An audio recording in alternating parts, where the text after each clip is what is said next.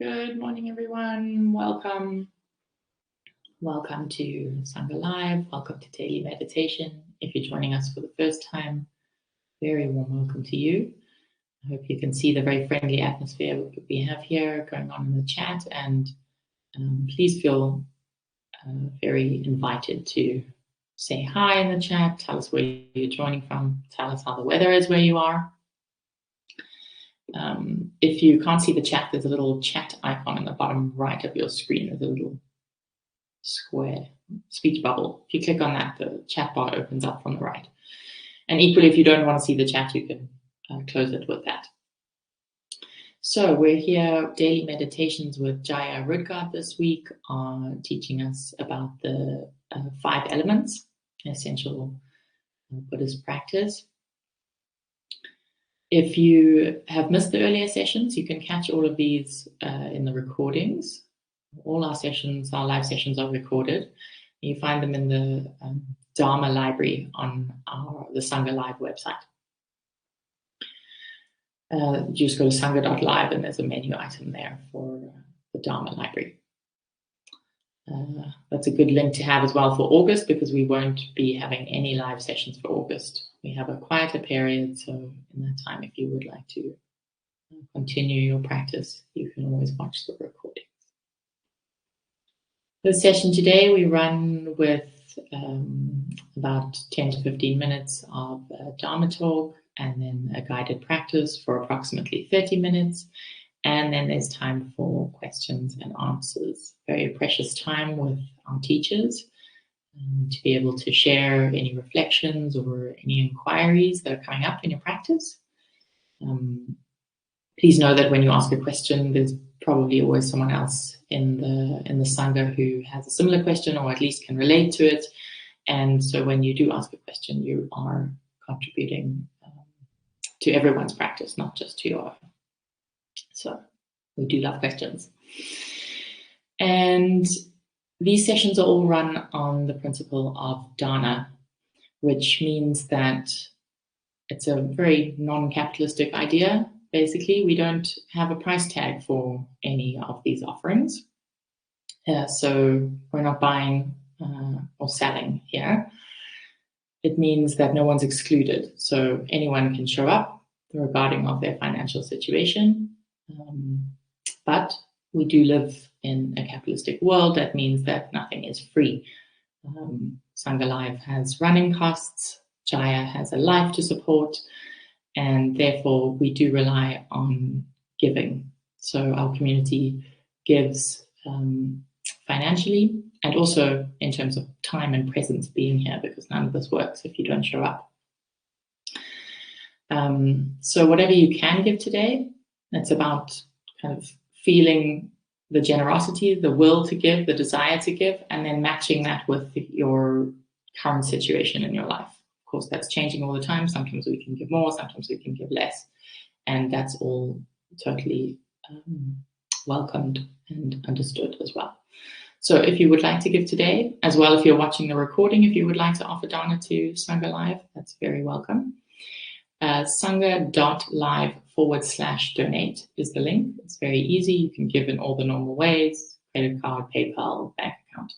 So I will put the link in the chat as well, and that will be gratefully received. If you would like to make sure that your dana is shared with Jaya, that means you need to give by the end of tomorrow, British time, midnight tomorrow, will be shared with with Jaya for the week's teachings. So thank you very much, everyone, and I will hand over.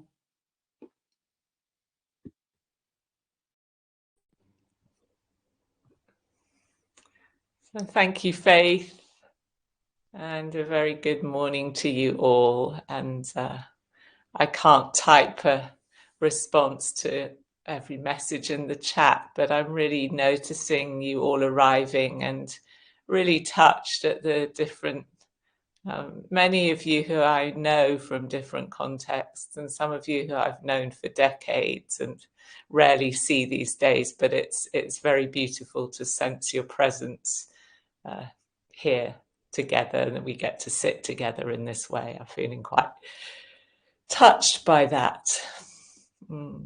So, and very nice the way that we show up and support each other. You show up and support each other more regularly than I do on this particular platform. So, yeah.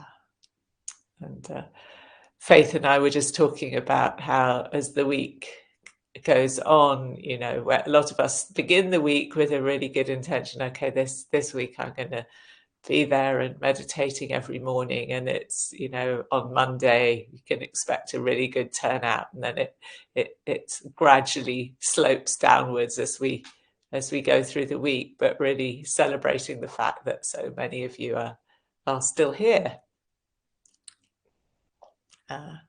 And this week we've been meditating with the elements, and today is the turn of the wind or the air element. And some of you have said in the chat you're actually being buffeted by that right now. So these elements are very much with us. The fire element very much with us in the news, the water element, what's going on in the oceans. All these elements have a dimension in which they're even becoming quite politicized. So I was listening to things about the ultra low emission zone in London yesterday. I'm thinking, you know, so to a degree, when we're meditating in this way with these elements, we need to bracket some of that off. It's not to say that it doesn't matter, but that we're meditating, and that what are the skillful attitudes or the skillful attitudes of mind to be cultivating through this meditation practice, and a sense of appreciation and care for these elements, I feel is really appropriate. And then also a respect for our dependency upon them, a respect for life. I mean, in a way, it's that life in this perspective is a mingling of these great elements, and our respect for them is our respect for life. Yeah. So we meditated with the earth, we meditated with water, we meditated with the fire, and today is the time for the wind or the air element. So this stands for internally in the body, the in-breath, the out-breath. The texts also speak about the winds in the belly, winds in the bowels, the winds that course through the limbs, upgoing winds and downgoing winds. So it's actually also a sense of vibration and motion.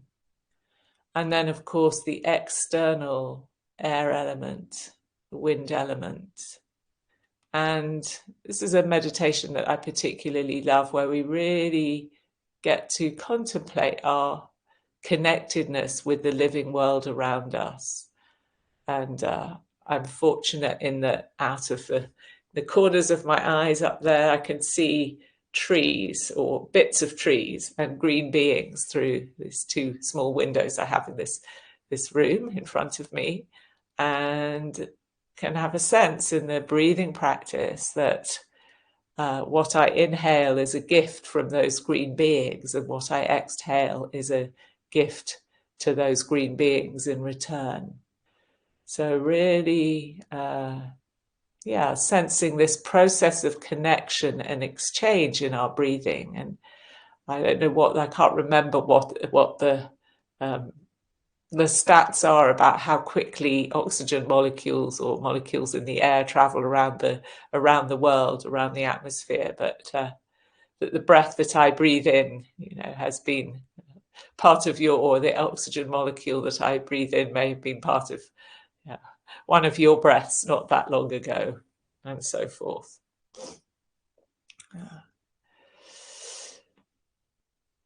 So this meditating on the body in terms of the elements also gives us, invites us into different ways of being with the body or inhabiting the body or sensing the body. And there's so many different ways that one can sense breath in the body. And I'm really not I'm not in favor of people who insist that there's only one right way to do that. Yeah, it's actually how is what I'm doing helping me to create a sense of ease and well-being in the body, and to calm and steady and concentrate the mind. So gather, collect, settle, brighten up, sharpen up the mind.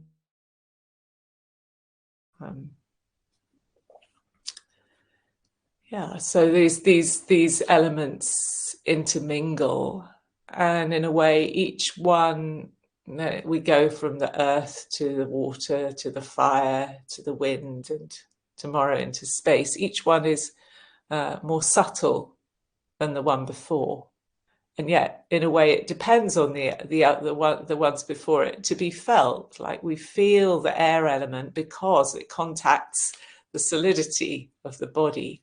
Yeah, if there were no body there, we wouldn't feel the breath.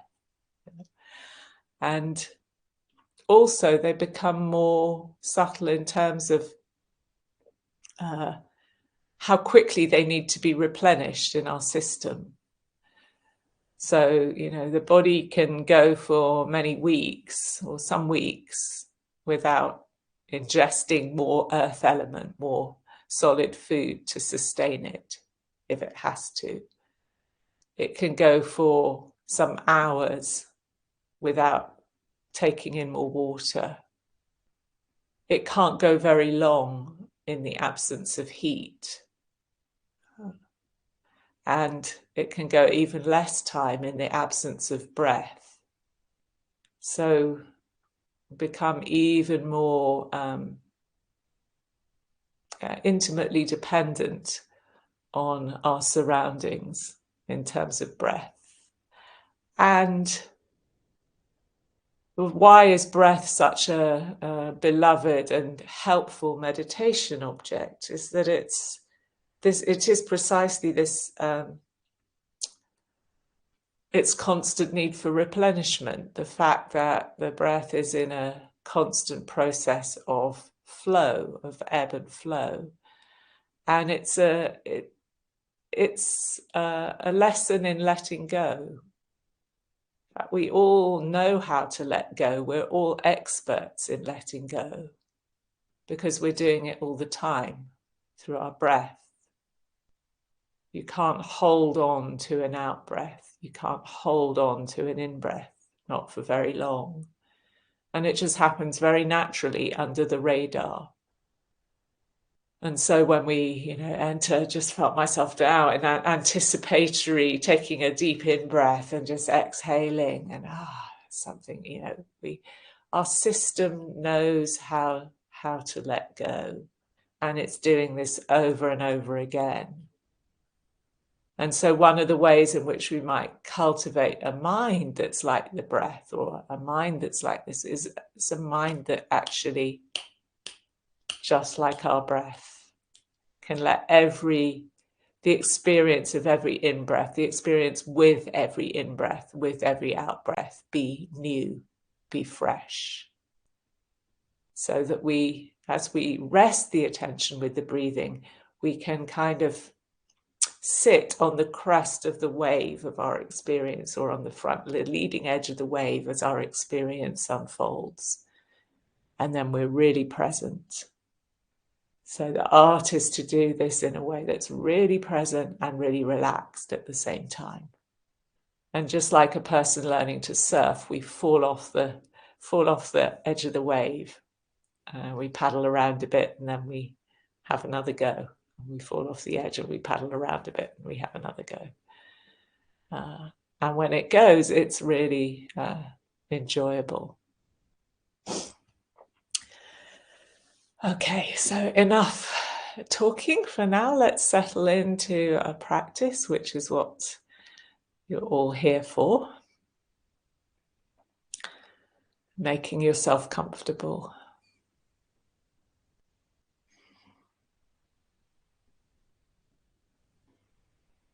Taking time, allowing yourself time to figure it out. Maybe you're already in your perfect meditation posture, then just savoring that, and just as you start to drop the attention inwards, maybe close your eyes, or take your gaze away from the screen, at any rate. Just allowing any little adjustments.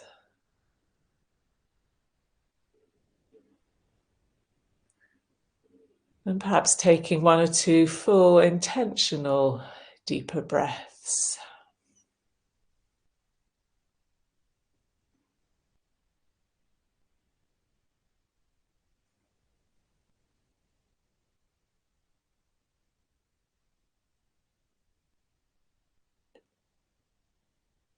As you exhale, just allowing everything to settle.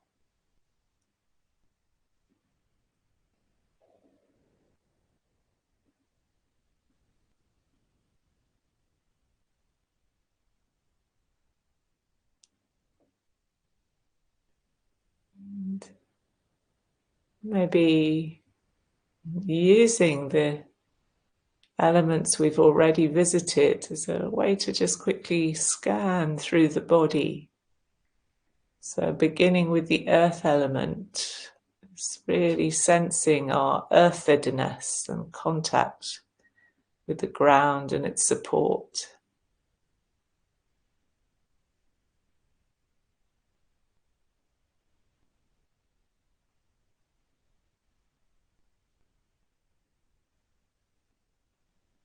Allowing, if our body is upright, allowing the body to find its balance.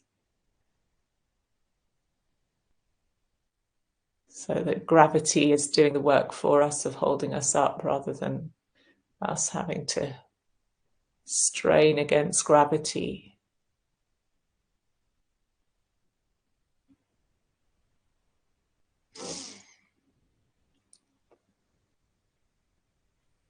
And noticing not only where the body is in contact with the ground, but if the hands are resting in the lap or on the body, where the hands are in contact. Another point of stability.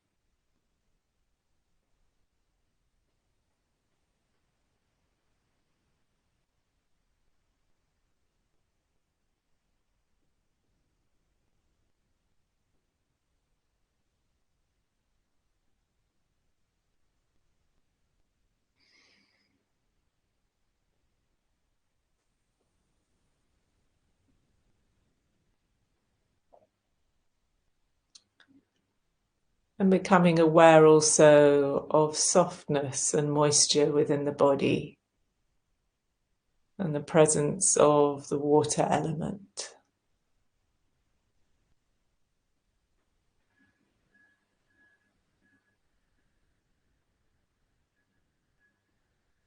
Same water element that may be present in different ways or is present in different ways in the environment around us. Some of us may be really obvious right now.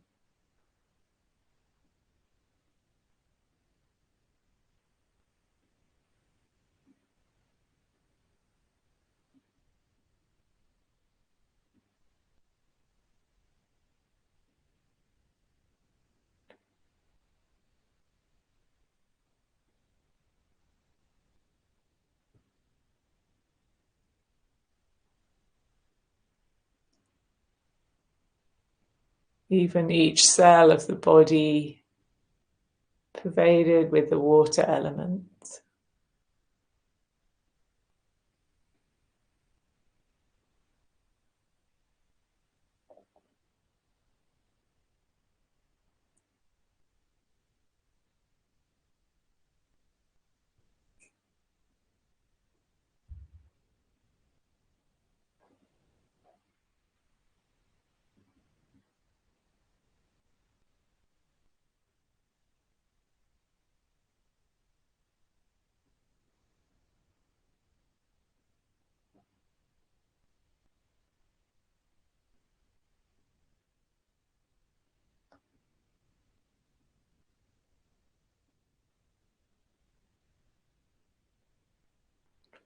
And then the fire element, the quality of warmth and coolness, the different shades of temperature that we sense throughout the body.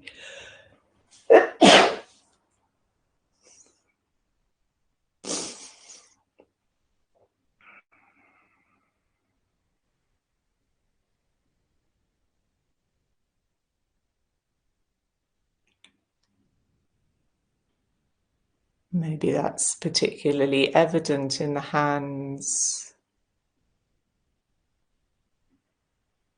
or some other parts of the body.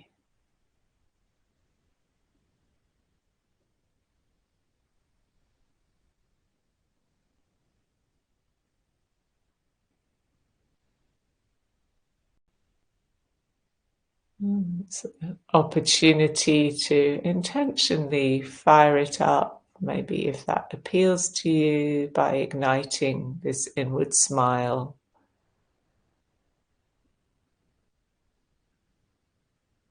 Meditation, of course, being not just the art of what we attend to, but how we attend to it.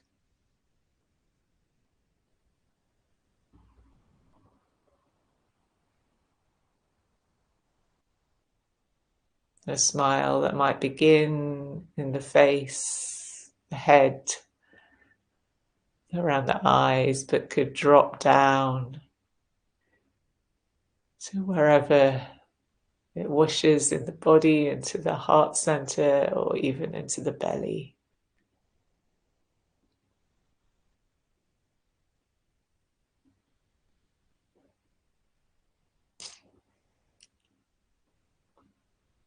Maybe like a hologram, each cell of the body picks up that warmth of the smile.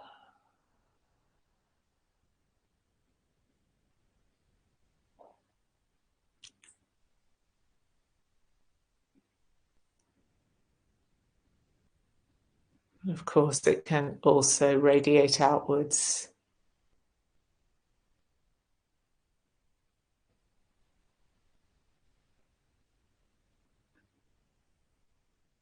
to the world around us.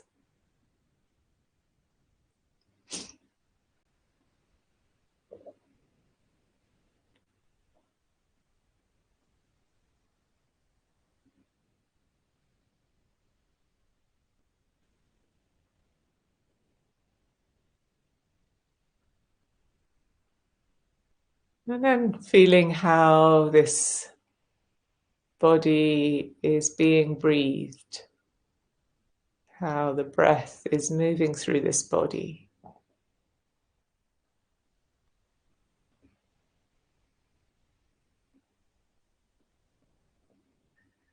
The in-breath and the out-breath.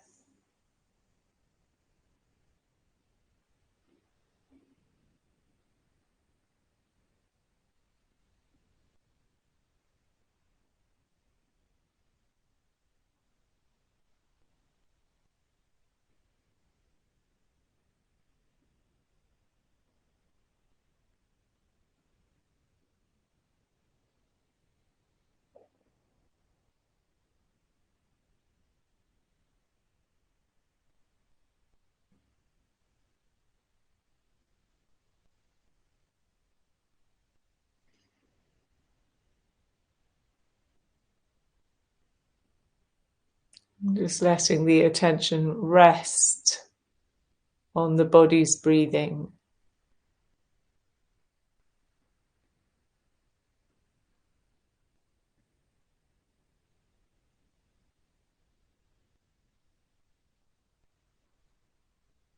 You can be really curious about the different ways in which we sense and experience this.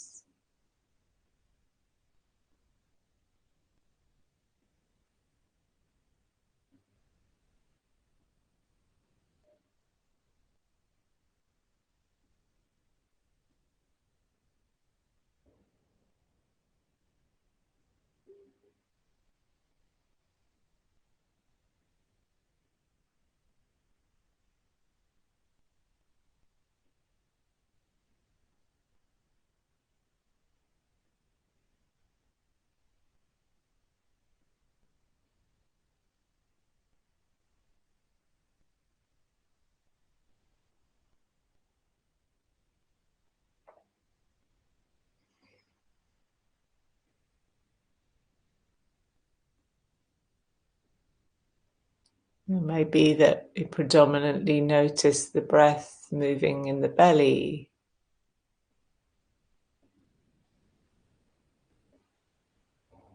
or the nose, or the mouth, or the throat, or the chest.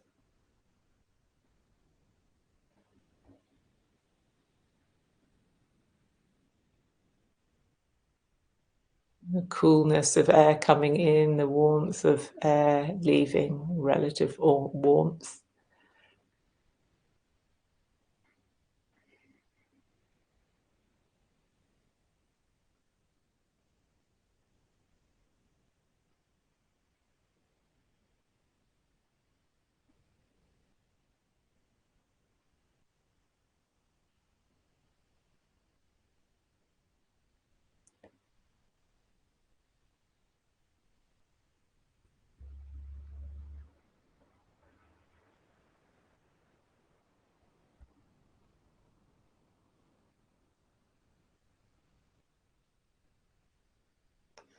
Sense I really like to play with is the sense of the breath rising through the body from the ground up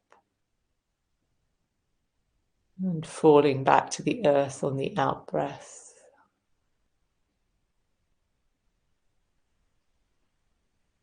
So it gives a very gentle, soothing massage to the whole body.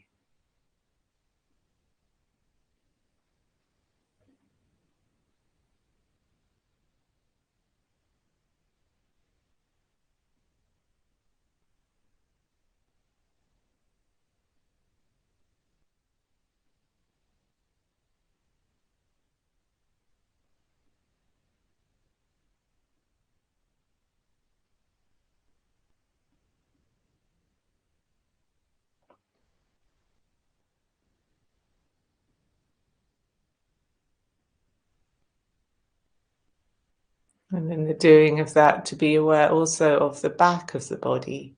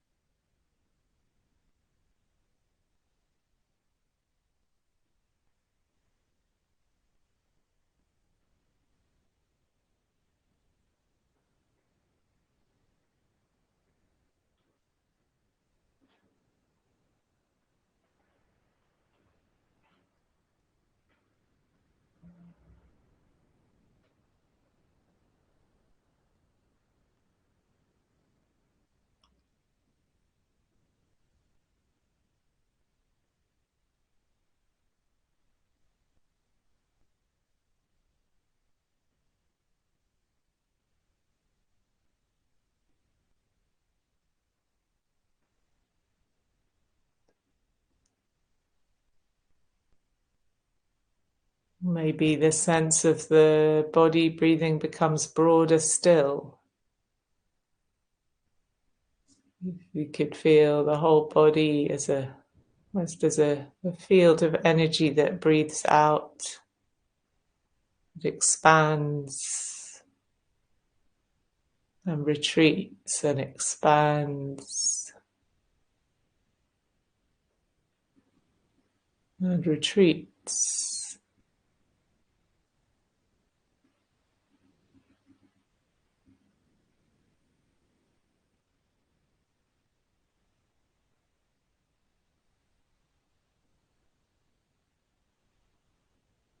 So being aware also of the space around the body.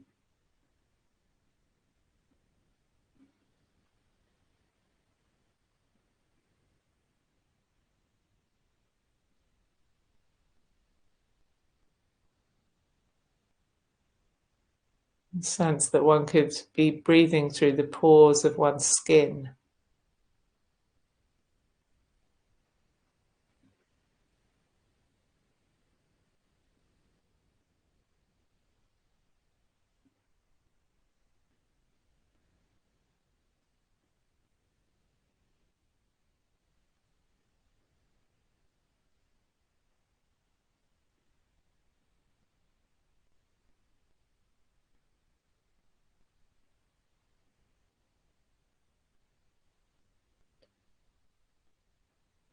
And what's it like to allow the whole world to arise afresh with each in-breath,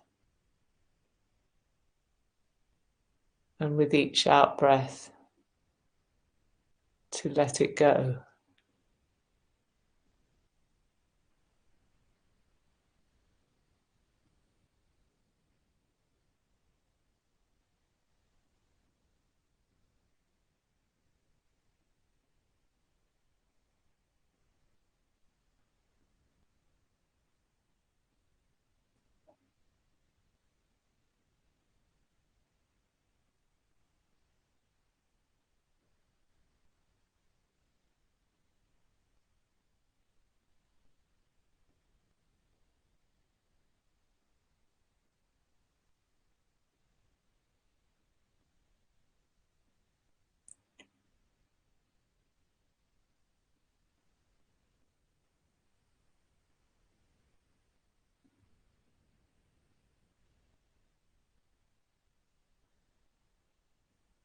So when you find a way of being with the breath, with the body breathing that is most comfortable for you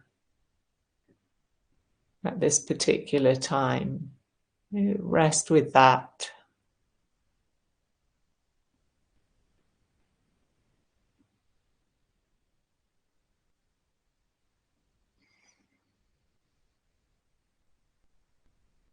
The best way is the way that is helpful for you right now,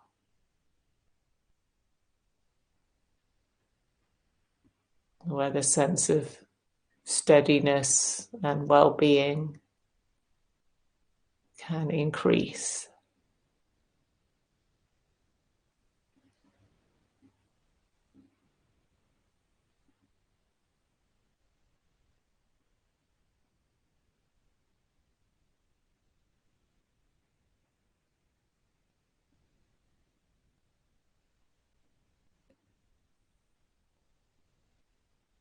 Where the mind too can begin to taste some ease.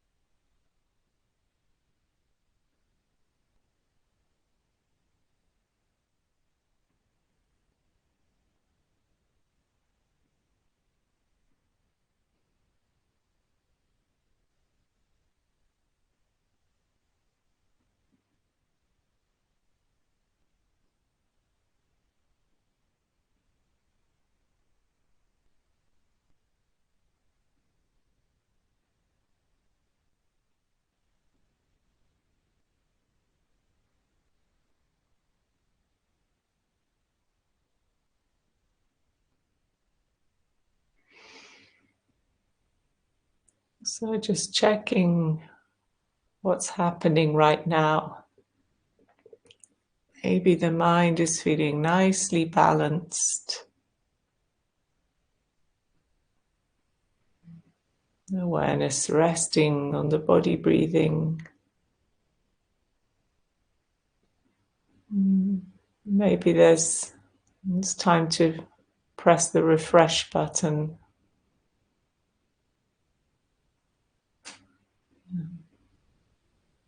What is needed right now? A little bit more earthiness, a bit more softness, uprightness.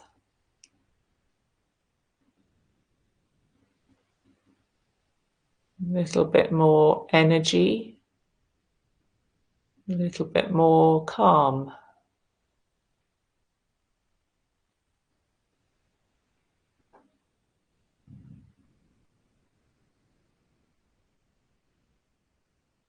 A little bit more involvement or intentional doing, or a little bit more hands-offness.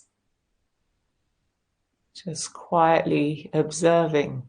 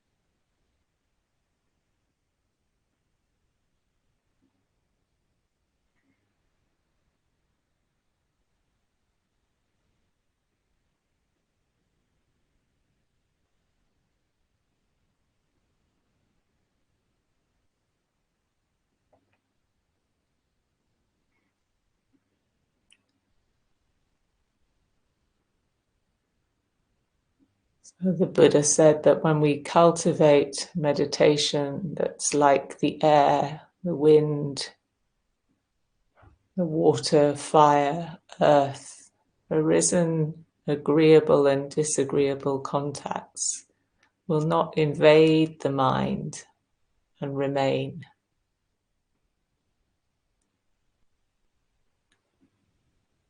And you might notice, if you feel settled and awake in the meditation, that a thought will arise or a sensation, maybe even an uncomfortable thought or sensation.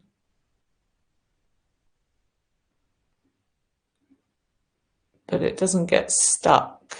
We can acknowledge it with the out breath, let it go.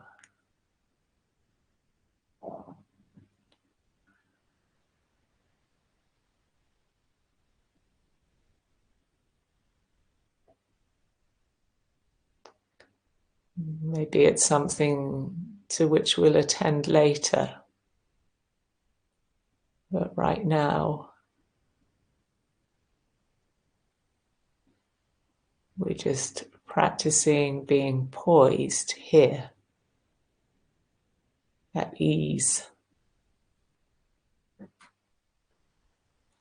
awake.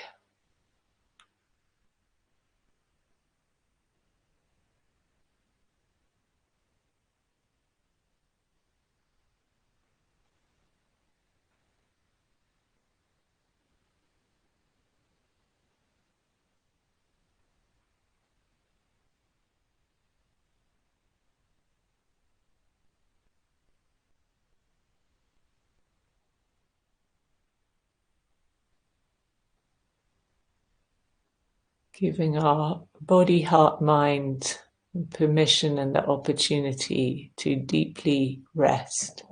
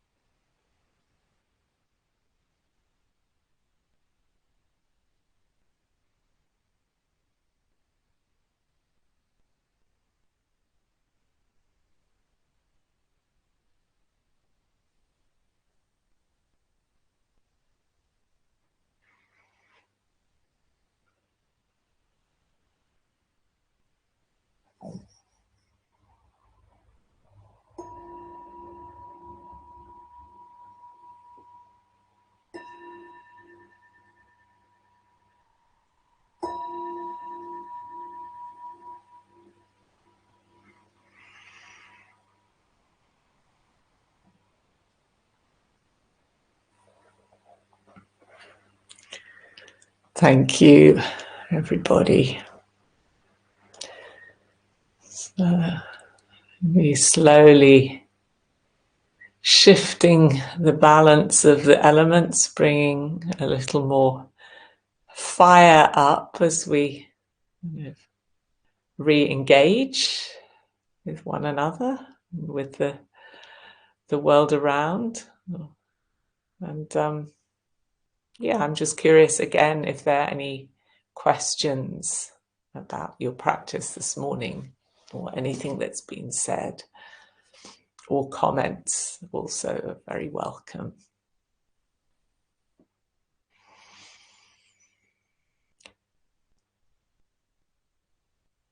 So I'm walking you through really the meditation that I'm doing, and it's just thinking it's kind of like taking people for a walk. It's like you kind of set a route and you point out various things along the way of this walk that we're having together through our 35 minutes of meditation. And of course, what each of us actually experiences is going to be somewhat different. So yeah, any obstacles that you're running into that might be helpful to reflect about. Yeah, so Victoria's question, are the disagreeable and agreeable sensations you mentioned the same as Vedana? So yes, really. Or that the disagreeable, agreeable and disagreeable is talking about Vedana, which of course apply to all the experiences. So it can be, a thought can have an agreeable or disagreeable feeling tone, Vedana. This is the quality, probably everybody knows, is the quality of pleasantness or unpleasantness that is sensed with each and every experience. And it can be a physical sensation or a thought or a mood or an emotion. They all have Vedana. And the thing is, when we're not practicing in this way, we get very hooked by these Vedana and hooked into reactivity, and then it becomes very difficult to let experience just flow. We get bogged down around. It's like a glue that glues us onto a particular element of our experience, and not element as in the sense of a particular constituent or particular component of experience. Yeah. And we want to have skill in ungluing ourselves. Okay, so Kaz has another question. Breathing through the pores of the body, I had understood this as a physical reality. Let's go again. Scroll down again.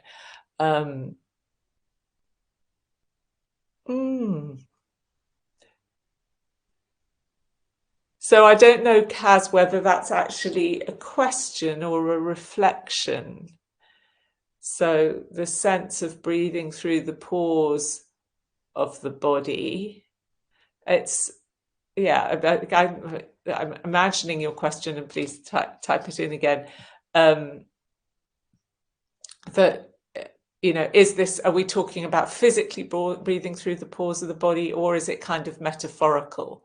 And I guess it's both, really. I'm not really sure of the physiology of all of this, but even metaphorically, and to me, it does bring a sense of lightness and dissolving, and and that is often it's very enjoyable, very soothing, very calming.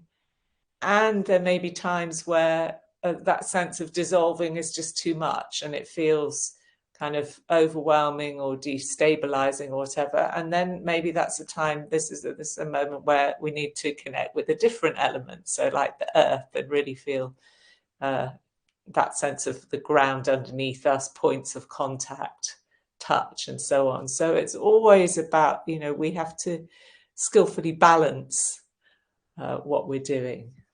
So I love your sense of gratitude for having clean air to breathe. Fiona's question, is there a book I would recommend? There isn't one that I know of.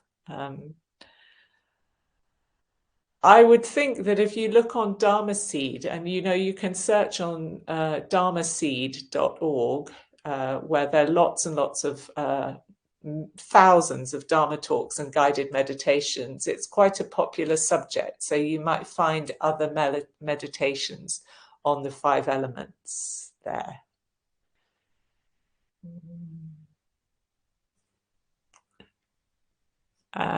Laura.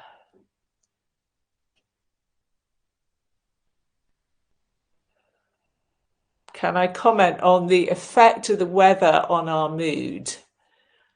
I think it's very, very real. Jorge was commenting about the sideways wind being the regular part of his experience in Portugal. And I noticed particularly with wind, for me, it can be quite enervating. And, obviously dull, gloomy weather has a certain effect on the mind, and sunshine has another effect on the mind. And so it's like another invitation to not take all that too personally. Sometimes we can think we're feeling in an iffy mood because our practice, if my practice was brilliant, I wouldn't notice that the wind affects me in this way, or that the sun affects me in this way, or that a gloomy day or endless rain affects me in this way. And I think that's not true. We're impacted by all these things. And then the task of practice is to acknowledge that, to be sensitive to it, and to skillfully respond. Yeah. So they do require, the days that shift us into a low mood do require sometimes more of an intentional effort to find antidotes to that.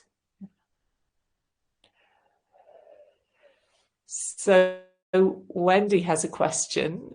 I'll try, and maybe we can save some of these questions and come back to them tomorrow, or you can re-ask them tomorrow if I don't get to your questions. Wendy has a question about tension in the solar plexus when focusing on the breath. And I think it's not uncommon that when we focus on the breath, there can be a kind of tightening that happens.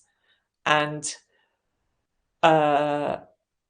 actually, to me, then what feels helpful for me, and you have to check this out, is actually just kind of letting go of some of the effort to focus on the breath, or finding a conception or a way of sensing breath that takes us completely away from that area or into something much wider.